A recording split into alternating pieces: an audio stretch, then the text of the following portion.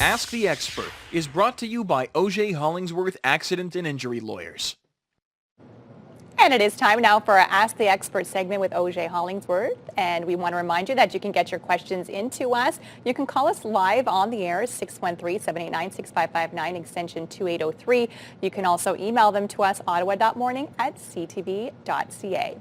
And today we are joined by personal injury lawyer Brenda Hollingsworth. And we want to remind you that Ask the Expert is for information purposes only. Good morning to you. Good morning. Nice to see you. Nice to see you too. So today we are taking a look at two scenarios. So we'll get into the first one and then you can kind of break it down for us. Sure. So someone wrote in saying, I have a dislocated shoulder and a mild traumatic brain injury after a car accident. I am a teacher, so these injuries have me off work for the indefinite future. I was the passenger. My husband was the driver and might have been at fault for the accident. Can I still get compensation? Yeah, that's a common scenario. Okay. Spouses and the at-fault driver's a spouse, and people think, what am I going to do? And I'm on the policy, so can I sue? And the answer is yes. Okay. And you should, right? Yeah. Like if you are seriously injured and off work, you should obviously talk to your spouse about it, but you've paid insurance for years for a reason, and there's no reason you can't get compensation even if the person is your own spouse. We've had husbands suing wives, wives suing husbands, children suing parents, parents suing children. Like it really doesn't matter. The insurance will respond. Everybody understands, and it's what's best for your family that there's compensation. But you'd be amazed at how reluctant people are. They come for a consultation, but they feel very guilty. Right. And you can see it. Yeah, to say like it was my partner, it was my husband who was maybe at fault in driving, but I can no longer work because of it. Yeah, and and I'm suffering, and my life isn't the way it should be, and I need money for therapy and all of that. So you shouldn't hesitate, even though it is hard. All right, let's move on to the next scenario that we do have for today. Scenario number 2 is I was riding my bike on the road where there are no bike lanes. I was riding up the right side of the lane of traffic when a car turned and hit me. I broke my collarbone and 2 front teeth, and I don't have a car. How can I get my teeth fixed? Yeah, so that is a common scenario. People who use either their feet as pedestrians or cycling, they don't have a car, so when they're in a car accident, they don't really know what to do. Right. So there's really 2 pots of money that you can access when you're hurt in a car accident. The first one is no-fault benefits, and those, if you have a car, you kind of know about them because you pay for them. Sometimes they're called statutory accident benefits or no-fault benefits or SABs or ABs. They have lots of different names. But those are a basket of benefits that are available to everybody, whether you caused the accident, whether you have car insurance. They're available to anybody. Okay. If you're a cyclist without car insurance, you actually get your no-fault benefits from the driver of the car who hit you, unless there's someone in your household who has car insurance, in which case that you might go there. But there's always a solution. Everybody who's injured in Ontario has access to accident benefits. So if you talk to a lawyer, we'll be able to help you figure out how to get it. And so that's really important. So the question was how to get your teeth fixed. That's how you get your teeth fixed, is through the accident benefits. And then the second pot of money is the lawsuit, right? Your pain and suffering, your loss of income, your care needs beyond the accident benefits. And so you would want to sue the at-fault driver. Now, one thing that happens when you have a car accident and a cyclist, often the car isn't damaged. Right. And so they aren't reporting necessarily to their insurance company, which, by the way, if you hit a cyclist, you need to report it to your insurance company, even if you don't need your car repaired.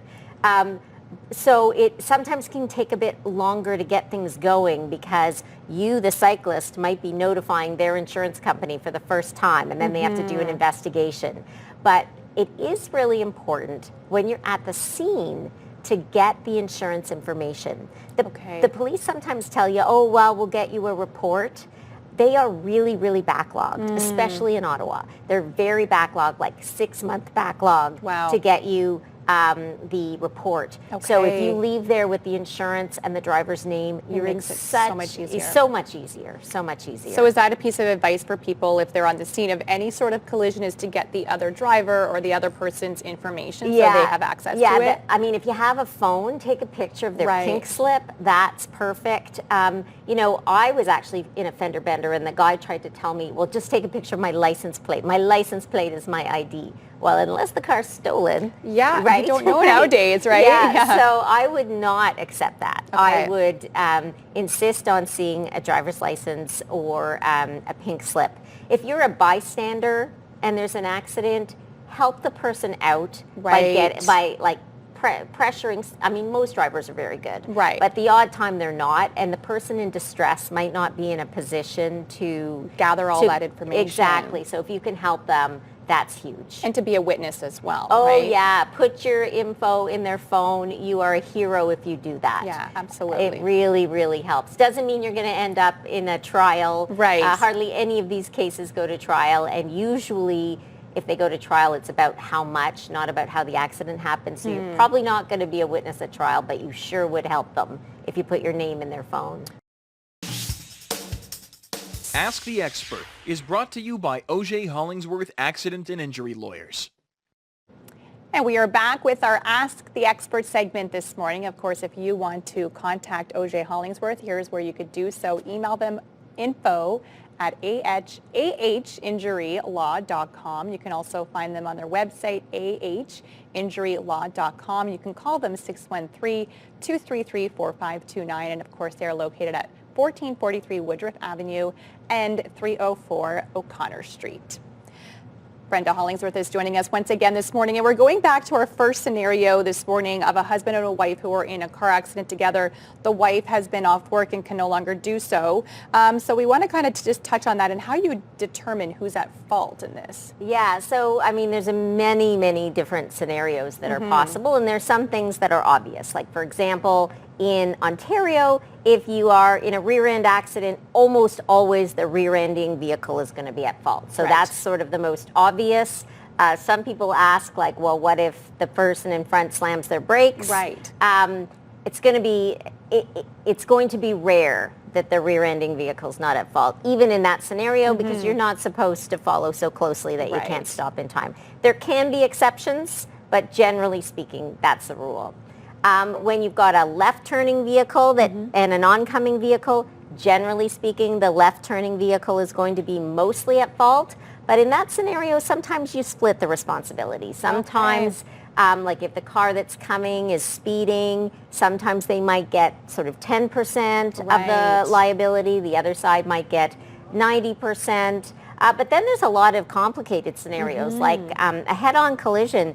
If both cars get moved by the impact, how do you know who crossed the center line? Right. So then you get into sort of forensic reconstruction, and we often engage engineers to come and look at cars. And you know, every car that's on the road now, there wouldn't be very many cars now that don't have the black box, just like on an airplane. Right. It's your airbag module actually that tracks things like speed and braking before an impact. And so they're able to see, you know, if you steered a certain way, Right. or, you know, if you were braking, and, you know, if somebody fell asleep, they maybe didn't brake, so that might be an indicator.